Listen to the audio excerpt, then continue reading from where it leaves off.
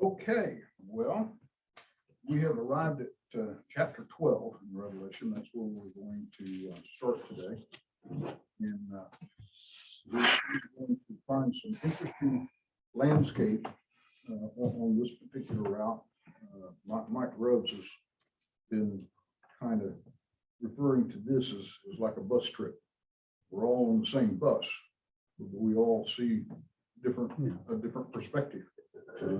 I'm trying to drive the bus, so I'm seeing, a lot of stuff up front. Some people are seeing stuff that I missed.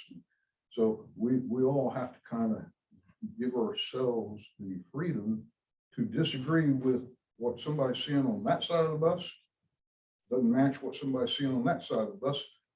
And that's okay, because there's different things to see in every direction. We're not all going to understand, especially when we get into the symbology. We're not always all going to agree on what was there.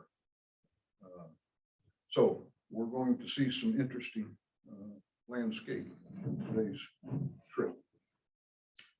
In the overall scope of things, keep in mind, good morning. Good morning.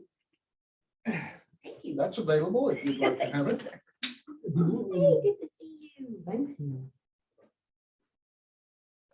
We just got started, so you ain't missing. So in the overall scope of things, we're in the things to come, the future part of Revelation. We have opened all 7 seals, which led to 7 trumpets, which are going to lead to 7 bowls or vials. But all of a sudden, we are in an intersection. We opened the 7th trumpet sounded, and then the next thing in sequence is put on hold, kind of like a TV show where the characters are living their life, and all of a sudden they go back to when they were a kid and describe something that happened when there's a kid that made them think the way they do today as an adult. That's where we're at. All of a sudden, chapter 12, we're pausing the sequence of the final days, and we're reviewing some things that has happened in the history of the world that got us to where we're at, so that it's easier to see what's going to happen with the bowls, the vials, and so on and so forth. So we're kind of in an intermission or a time warp pause in terms of the sequence of things. And up to this time, John has been describing scenes. He sees things, and he tells us what he sees. Now all of a sudden he switches gears a little bit and says he's going to describe signs. He clearly tells us these are signs. I'm not actually seeing a scene. I'm seeing a sign that means something other than what it looks like. So this is clearly symbolic. We are no longer, it's no longer debatable whether we're talking about symbology, because he says in verse 1, a great sign appeared in heaven, a woman clothed with the sun, with the moon under her feet and a crown of 12 stars on her head. He often uses a word that means sign, symbolic, but here he says great. It's not just another sign, which is pretty remarkable to see a sign, but this is a great sign, something way bigger than he has seen before. And there's going to be 7 signs. That number 7 again, we continue to see that repeated. And the first of these are signs that are going to be revealed as a woman, and then a dragon, and then a man-child, then an angel, then an offspring, and then 2 beasts, one after the other. So this is a sequence of signs that he's starting to discuss. So the first question is this woman represents something? So immediately we need to start trying to figure out who this woman is or what she symbolizes. Women are used many places in the Bible to represent something other than what they are. In other words, that's a woman, but she isn't a woman. She represents a whole group of spiritual things or concepts. And if you go to Revelation 2:20, which we've already covered, Jesus is talking to one of the churches and he says, but I have this against you. You tolerate the woman Jezebel, who calls herself a prophetess and teaches and deceives my servants to commit sexual immorality and to eat meat sacrificed to idols. I wasn't a woman named Janice. Jezebel represented all those evil things that led the people astray. In Revelation 17:1, then one of the seven angels who had the seven bowls came and spoke with me. Come, I will show you the judgment of the notorious prostitute who is seated on many waters. The kings of the earth committed sexual immorality with her, and those who live on the earth became drunk from the wine of her sexual immorality. Again, a woman that represents a whole class and group of evilness and immorality. And the last one, Revelation 19:7, let us be glad, rejoice, and give him glory, because the marriage of the Lamb has come and his bride has prepared herself. So here a woman, bride, represents a whole church of Jesus. So this woman in verse 1 that he sees in heaven isn't a particular woman, because that's some discussion we'll get into, but represents a group, a class. Some have, primarily the Catholics have said this is Mary, the mother of Jesus, is the sign of the woman that John sees. I think, and if you think that way, then that's fine. I don't see it that way, and most of the scholars that I've studied see it that way. One of the most weird ones that I found was the Christian Scientists believe that this woman is the Queen of Heaven, that there is a particular title, Queen of Heaven, and this is who John is seeing. I think most scholars agree that this woman represents the nation of Israel, the group of the chosen people. Jesus is. That's because of the 12 stars. That was my first one.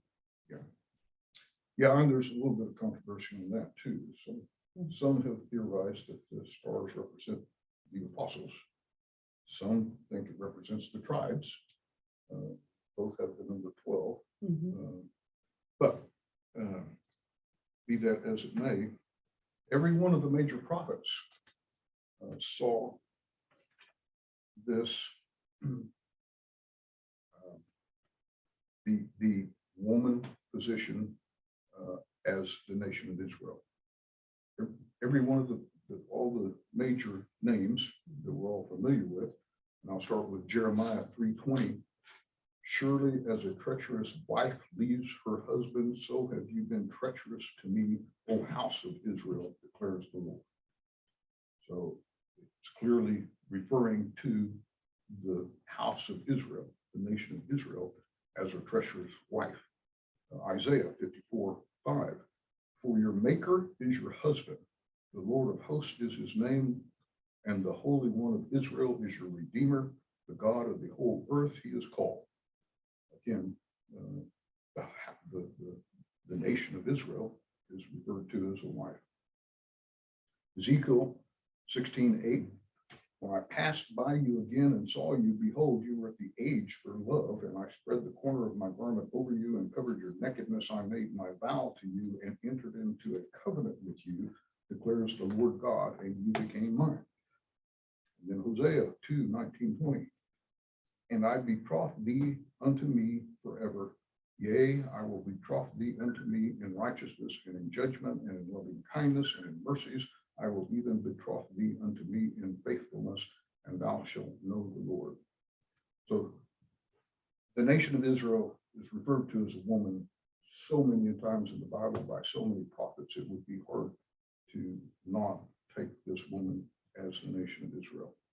And in Joseph's dream, if you remember, the one that got him in so much trouble with his brothers and father, had a lot of the similar wording. Genesis 37:9, it reads, "Then he dreamed another dream and told it to his brothers and said, Behold, I have dreamed another dream. Behold, the sun, the moon, and 11 stars were bowing down to me." So Joseph was having a vision of the nation of Israel bowing down to him, and his brothers and dad, of course, got jealous about that. And so we all know what happened with that. So anyway, woman in the stars, in the heavens, is the nation of Israel. Verse 2, she was pregnant and cried out in labor and agony as she was about to give birth. So this woman is pregnant, obviously, and is getting ready to give birth. So the birth is going to be who? We'll see later, without much doubt. But right now, let's talk about the agony that's being caused. Anything, Wayman? No. So she cries out in labor and agony. And if you think about what the nation of Israel was going through at the time of Jesus' birth, who will find out that this is, they were going through persecution and oppression. They were occupied by the Romans. They were dealing with all kinds of atrocities. And the Jewish people were being abused spiritually by the Pharisees. The Pharisees weren't very good leaders. And so there was agony and there was labor during the labor of the time of Jesus' birth.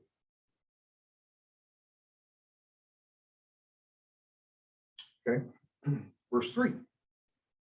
Then another sign appeared in heaven. There was a great fiery red dragon having 7 heads and 10 horns, and on its heads were 7 crowns. This should be a sight. I was kind of giving my grandsons 10, 7, and 6 this morning on the way in. I was telling them they wanted to know what my class today was going to be about. And I said, well, it's going to be a big red dragon. Yeah. And they got real interested. Really? Well, is it a real dragon? I said, well, it's seen as a real dragon and it represents a real person. So this red dragon is a sight to see, based on his description. But we all know that it's a sign, so it's symbolic. It's not actually a red dragon, but it's something that looks like a red dragon. Something with great power and evil intentions. Red normally represents blood. This thing is big and scary. And if you've got 7 crowns, you're important somewhere.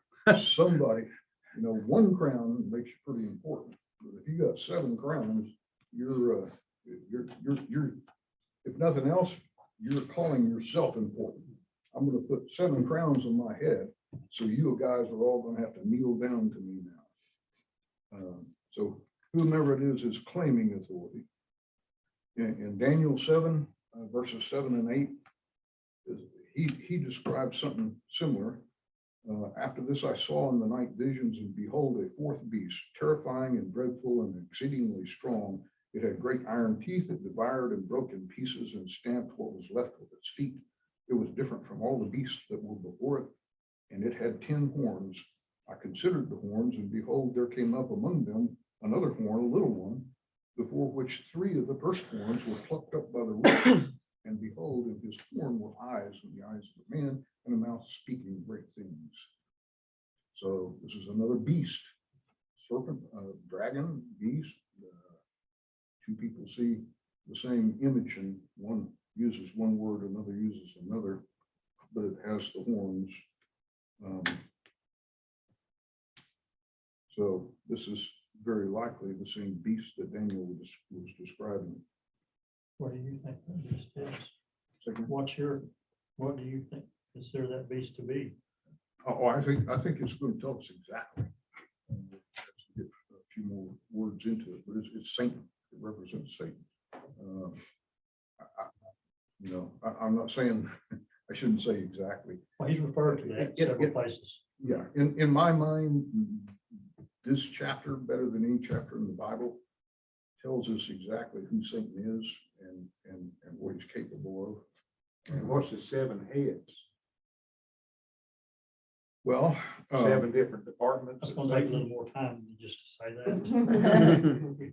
yeah, and that, we have symbolic scriptures and references that a whole lot of people agree with.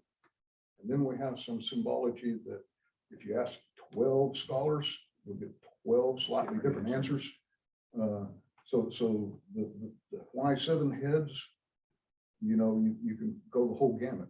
Well, that represents countries, and Satan is going to, the Antichrist is going to be the ruler of 7 countries, and those 7 countries are in Europe, and And that's China, that's the Red China. EU, and you can start drawing lines and speculating. I try not to speculate, so I'm not sure.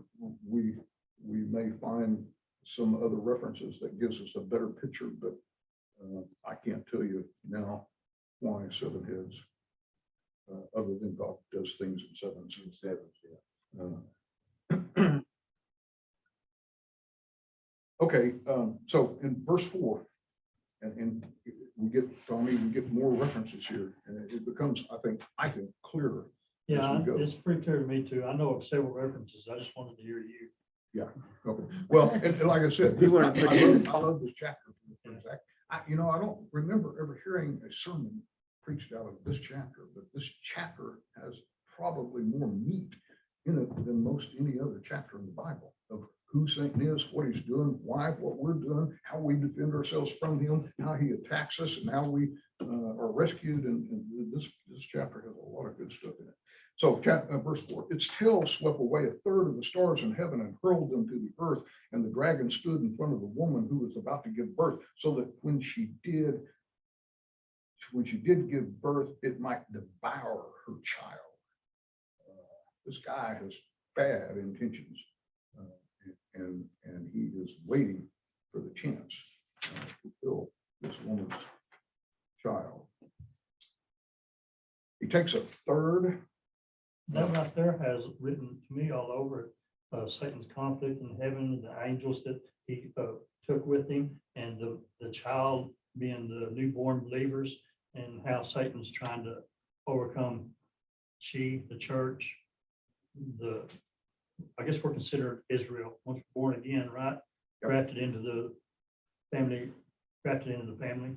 So there's to me, a lot of what he was talking about coming together. Yeah, exactly. This chapter just breaks it down and gives it to us. And it's kind of like that series of books that started coming out maybe a long time ago.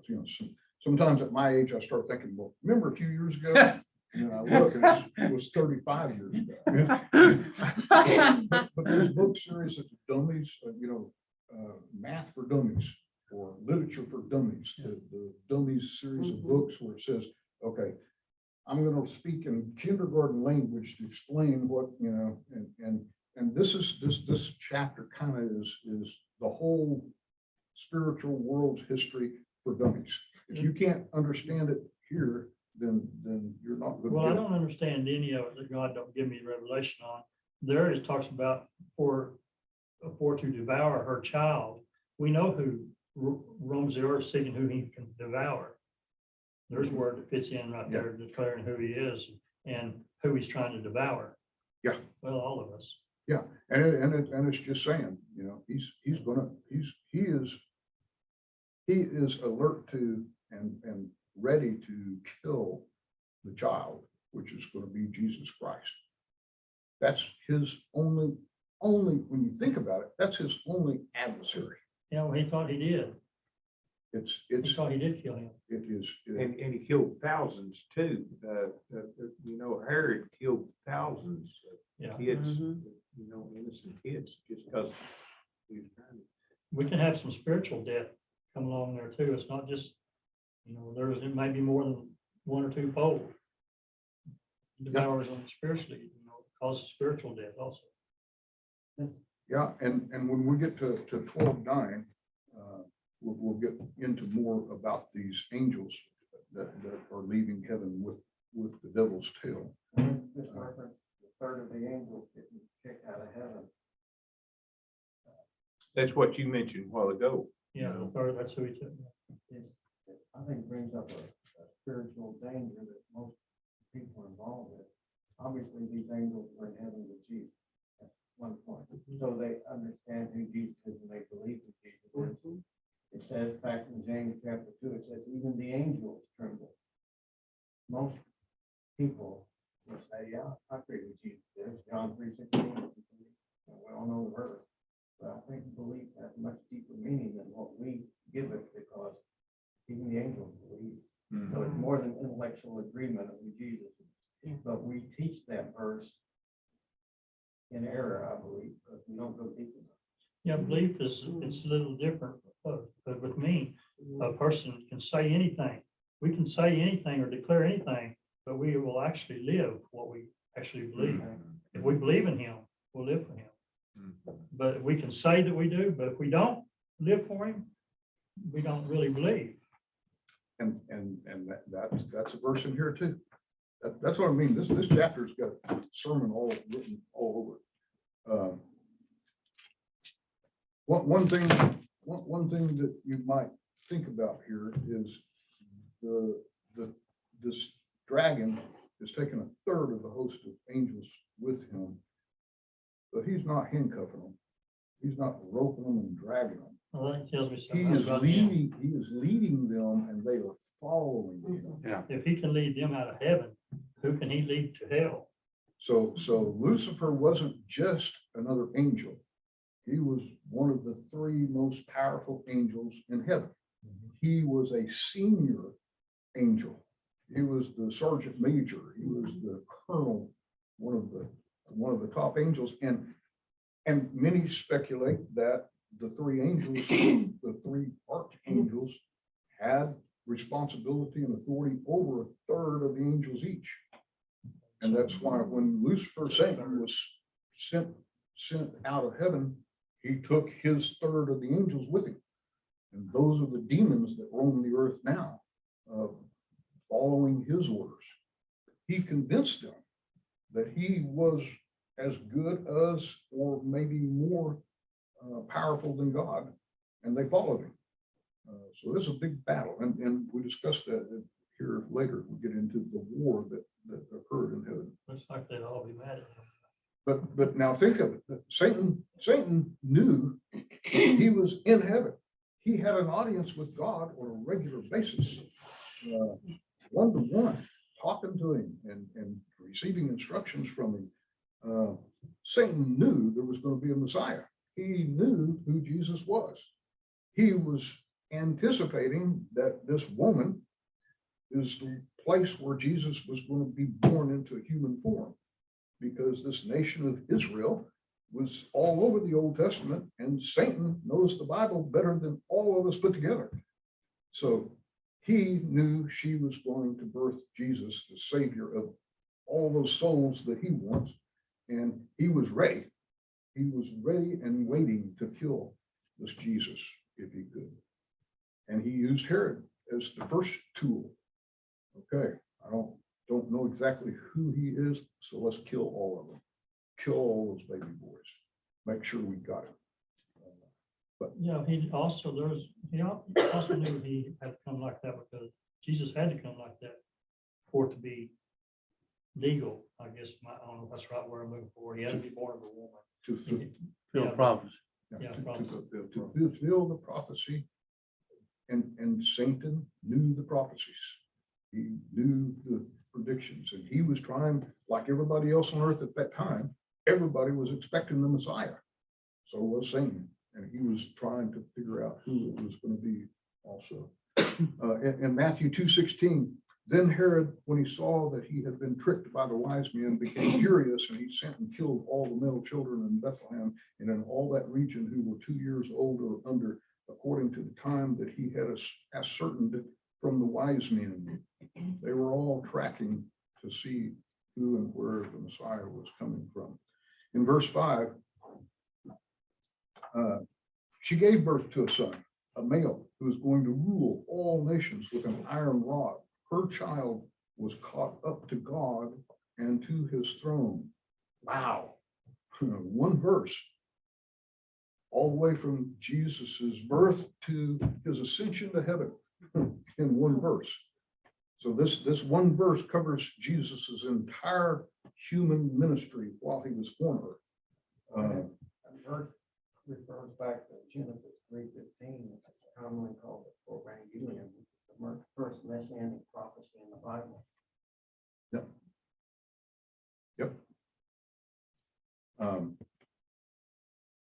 So this gives us a pretty good indication that this child is now described openly as the ruler of all nations with an iron rod. And in Psalms 2:7, you get the reference. I will tell of the decree. The Lord said to me, you are my son. Today I have begotten you. Ask of me, and I will make the nations your heritage and the ends of the earth your possession. You shall break them with a rod of iron and dash them in pieces like a potter's vessel. Jesus Christ is going to be the ultimate and eternal ruler of the earth. It was predicted, it was fulfilled, and it's going to happen. Satan fails to kill Jesus as a baby. He chases him around the earth and tries to get rid of him in multiple ways. And then finally got the Pharisees to do his dirty work and kill Jesus's human body. But he didn't kill Jesus. Jesus reappeared and was resurrected and then ascended to heaven to sit beside God and intervene for us as the devil is accusing and charging us in heaven. Jesus is sitting right there. So this one verse, she gave birth to him. He is going to rule all the nations, and he is ascended and is in heaven now waiting for his time.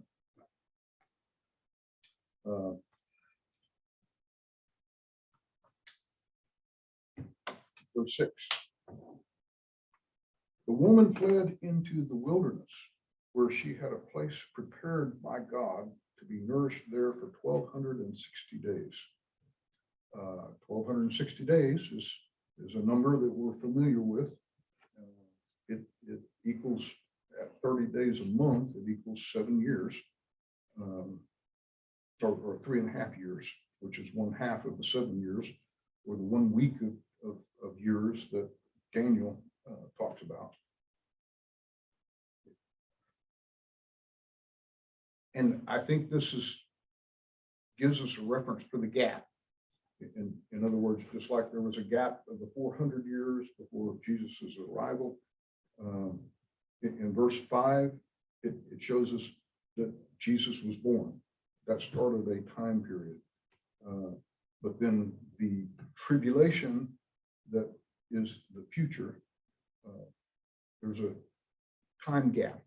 In other words, the 7 years didn't begin with Jesus's birth or his resurrection or his ascension. There's a stall, a time, and we're in that. We've been into that for a couple of 1,000 years. And we don't know how long that's going to be, because only God knows when it's going to be over. But when we get to that point in time, then these 1,260 days will start.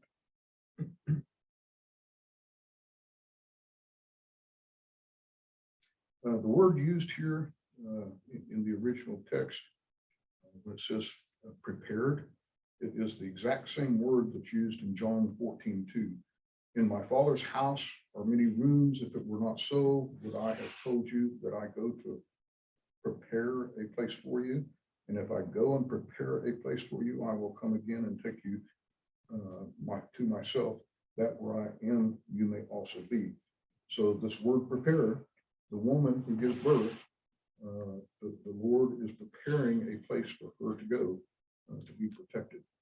Many people believe this is a city called Petra, Petra, south of the Dead Sea. There's supposedly big stockpiles of food in the caves and the mountains in that area that various Christian groups around the world have been stockpiling for a long time in preparation for the nation of Israel having to flee from Jerusalem and go to live.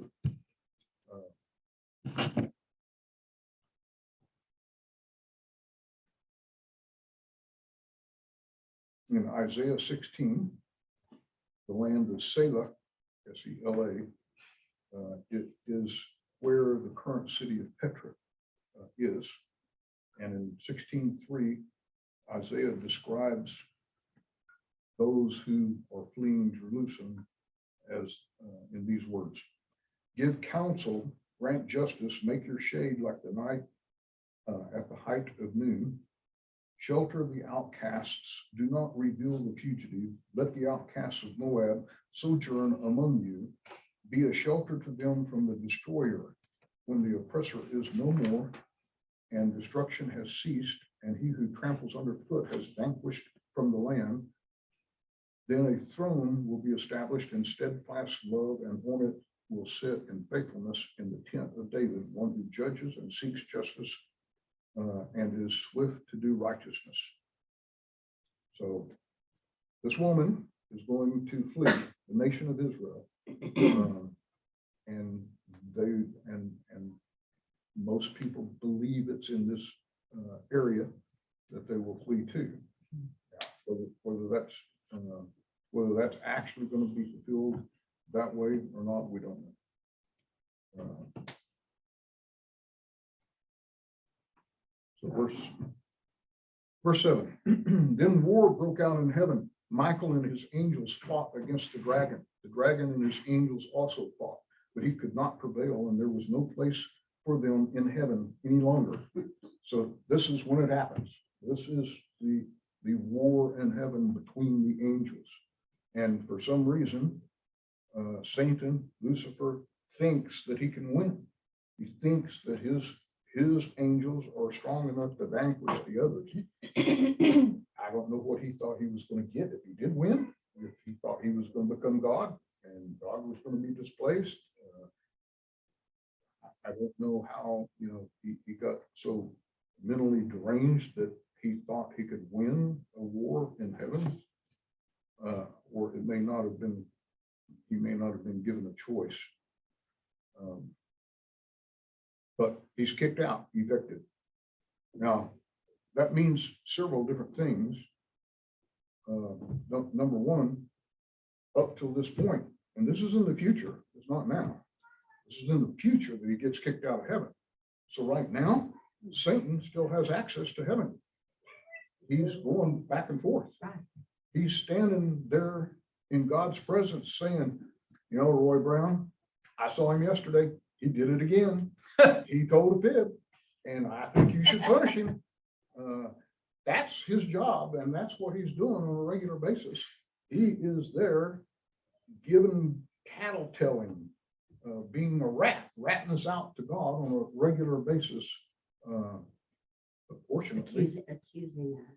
yes. Going to and fro. And the story of Job, the beginning of it clarifies and confirms the fact that he has the ability to go back and forth. He's been given that authority for a time because that's what he did. He was speaking directly to God about Job. And if he were kicked out solely and couldn't communicate with God, he couldn't have done that. And God couldn't have said, test him in every way except for unto death. Exactly. So that's a confirmation that the word tells us he's the prince and power of this air, but he still has authority that God Almighty has given him for a time to go back and forth. And I don't think he believes now. He knows he didn't overcome Christ. He knows he's not going to win the war, but he's going to win as many battles with mankind and take as many as he can with him. He knows because he knows the word. He knows all that he can do now is to drag as many as he can with him and the third of the angels that will perish as well. He's doing a pretty good job of it. I don't And, know. and then we also know confirmation that narrow is the gate and few will There be be there that that enter find in. it, yeah. Wide is the gate and many be there. That kind of tells us the majority of the human race will not be in eternal heaven with the Lord God. And the third of the So- angels. and a third of That confuses me the when God angels. allows him to come up there and So to claim me, that. he knows all of these things and he knows he's lost, but that doesn't mean he's going to stop his evil pursuits because that's all he is evil. And he wants to destroy that which God made in his image. You're exactly right. You're almost teaching my class. No, I just all- wanted you to tell me, you got it. all of you, anyone here could be driving the bus and it's so fulfilling to hear y'all say the same words that I've gotten written down before I get a chance to say them. I'm sorry. No. I'm teasing No, you. I'm, Okay. no, Good. that makes me feel good because you guys are staying up with what's going on in the lesson. But now I will say one thing, next week we'll start there.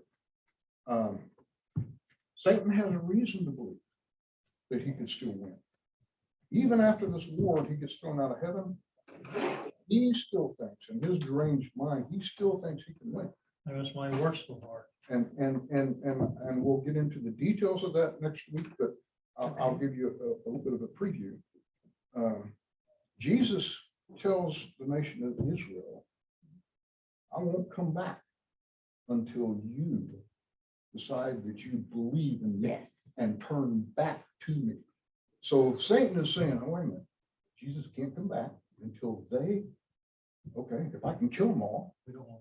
if I can kill them all, if I can kill every one of them and send them to hell, then Jesus can't come back and then I can keep the world forever. Yes, but yet he So, knows the but- word and he knows that God is going to turn back to the Holy Land and the nation of Israel and fulfill the promises that he told them in the beginning before they rejected him as a nation. So he still knows all of these things and he knows his final end. So to me, I can't wait till next week.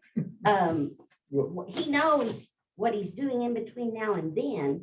He wants the height of the dastardly deed, not that he still thinks, to me, in my limited understanding, that he's going to win and overcome. I don't see how he can think that and know the word and know and still have authority. He knows his time. He's got a time frame, and that's what he knows what he's gonna do. And he knows God said, I've overcome the world. He knows all these things. yeah, So, I'm there's confused. there's a saying, misery loves company. My mother used to say Misery loves, Satan knows where he's gonna finally that. end And, up. And he wants to take as As many many as of he can. people with him to share his misery as That's he right. can. That's one of his. that's his main goal. We'll start there But next week. then, one other thought, what the believers, what we're gonna take and give to Christ, what we've done with our lives, what he's given us.